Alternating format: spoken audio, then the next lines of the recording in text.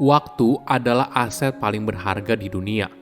Walaupun banyak orang yang merasa mereka hanya punya sedikit, padahal ternyata banyak. Halo semuanya, nama saya Michael. Selamat datang di channel saya, Sikutu Buku. Kali ini saya akan bahas buku Time and How to Spend It karya James Woolman.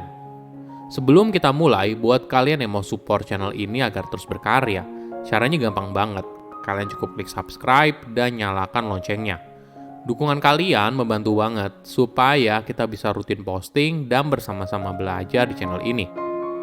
Buku ini membahas soal waktu dan cara menggunakan waktu dengan efektif.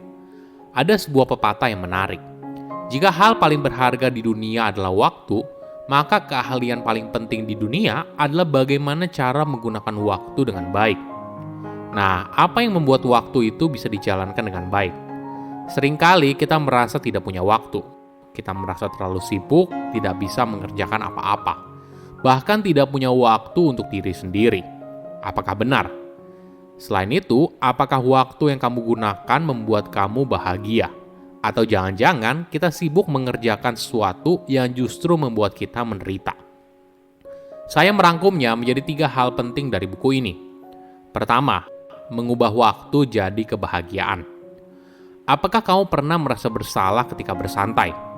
Mungkin kita dibesarkan dengan pemikiran kalau menjadi sibuk itu baik. Kalau kita tidak sibuk, artinya kita sedang membuang-buang waktu. Alhasil, waktu senggang kita semakin sedikit. Studi menemukan kalau rata-rata orang Amerika memiliki waktu luang sebanyak 5 jam 14 menit setiap harinya. Tapi sayangnya, 4 dari 5 orang Amerika merasa tidak punya waktu untuk mengerjakan apa yang mereka inginkan. Mungkin alasannya karena di era sekarang kita terlalu sibuk dengan smartphone. Secara rata-rata kita menghabiskan 3,5 jam dengan smartphone, mulai dari soal kerjaan hingga buka sosial media ketika sedang bosan. Penulis percaya waktu yang kita habiskan untuk bersantai itu penting bagi kesehatan fisik dan juga mental. Hidup seharusnya bukan hanya soal produktivitas. Kamu bukan hanya roda dalam sebuah mesin kapitalis, hidupmu lebih daripada itu. Jika kamu tidak meluangkan waktu untuk bersantai, kamu mungkin saja malah curi-curi waktu. Misalnya, ketika kamu lagi ambil break ke kamar mandi, lalu kamu sambil scroll media sosial, tanpa disangka kamu ada di sana selama 15 menit. Padahal harusnya cuma 5 menit. Di sisi lain, kamu mungkin merasa burnout dan lelah, karena merasa terlalu sibuk dan tidak punya waktu untuk mengerjakan hal yang membuat kamu bahagia. Apakah sukses bikin bahagia? Ternyata yang terjadi sebaliknya. Kamu bahagia dulu, baru bisa sukses. Nah, apa yang membuat kita bahagia? Ternyata berasal dari pengalaman. Dalam hidup, kita selalu punya pilihan. Entah melakukan hal A atau melakukan hal B. Apapun yang kita pilih, tentunya bisa membawa kita kepada arah yang kita inginkan. Contohnya gini, menggosok gigi kan sebuah aktivitas. Nah, tapi menggosok gigi jarang sekali menjadi sorotan utama dalam hidup seorang. Sama halnya ketika kamu scroll media sosial karena bosan. Bagaimana kalau kamu berenang bersama lumba-lumba di pantai yang indah? Mana yang kamu pilih? Mana pengalaman yang paling berkesan buat kamu? Kemungkinan besar kamu akan memilih berenang bersama lumba-lumba kan? Kecil kemungkinan kalau kamu merasa kalau kamu sedang membuang-buang waktu. Tips lain yang menarik adalah carilah aktivitas yang punya dampak bagi hidupmu dan juga orang lain. Kembali ke contoh tadi berenang dengan lumba-lumba. Kamu mungkin merasakan ketenangan atau perasaan bahagia yang belum pernah kamu rasakan sebelumnya. Pengalaman itu mungkin saja memberikan kamu sebuah pencerahan atas apa yang kamu inginkan dalam hidup. Di contoh lain, kamu memilih untuk menjadi sukarelawan di sebuah kegiatan sosial. Mungkin saja kamu jadi menemukan kembali rasa syukur dalam hidup atau adanya panggilan untuk berkontribusi lebih kepada orang yang kurang beruntung. Namun perlu diingat, pengalaman yang transformatif tidak selalu merupakan hal yang besar. Kadang mungkin saja pertemuan dengan orang baru atau melihat sebuah kejadian tertentu menjadi pemicu untuk menentukan bagaimana hidupmu di masa depan.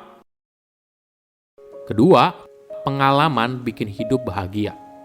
Ada fakta menarik. Pengalaman berharga yang akhirnya membuat bahagia kemungkinan besar terjadi di alam dan jauh dari dunia online. Pada tahun 1990-an, peneliti dari Jepang mencoba membuktikan adanya klaim kesehatan dari Shinrin-yoku atau seringkali disebut sebagai forest bathing atau berjemur di hutan. Konsep ini pertama kali dicetuskan oleh Badan Kehutanan Jepang pada tahun 1982. Dengan berjalan-jalan sambil terpapar matahari di tengah hutan, kelima panca indera kita akan dilatih untuk bersatu dengan alam. Menariknya, aktivitas ini bukan hanya untuk pencinta hutan belantara. Latihannya bisa sesederhana berjalan di lingkungan alami manapun, dan secara sadar terhubung dengan apa yang ada di sekitar. Berbeda dengan hanya berjalan di treadmill, aktivitas berjalan di hutan justru jauh lebih efektif dalam mengurangi ketegangan, kemarahan, dan rasa lelah. Selain itu, tingkat kebahagiaan seorang justru meningkat ketika berada dekat dengan air. Sebagai perbandingan, tingkat kebahagiaan seorang yang tinggal di pinggir pantai 6 kali lebih tinggi daripada seorang yang berada di perkotaan. Mungkin saja hal ini ada hubungannya dengan proses evolusi di masa lalu, di mana air merupakan sumber kehidupan.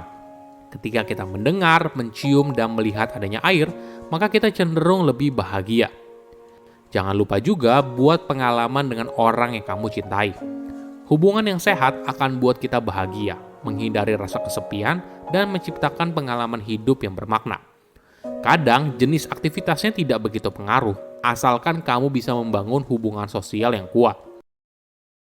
Ketiga, flow bisa bikin hidup bahagia. Apakah kamu pernah dengar kata flow? Sebuah kondisi di mana kamu begitu fokus hingga lupa waktu.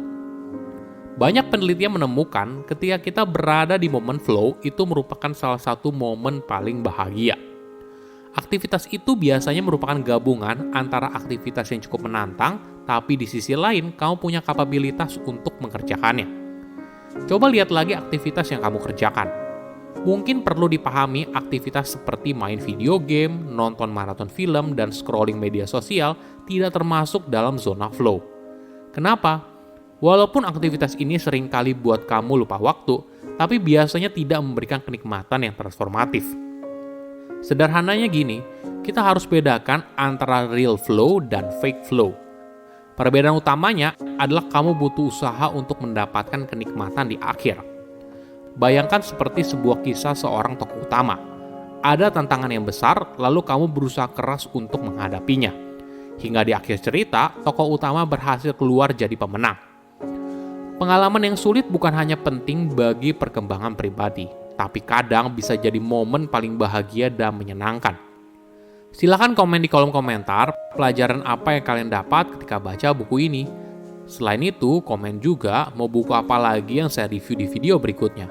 Saya undur diri, jangan lupa subscribe channel YouTube Sikutu Buku. Bye-bye.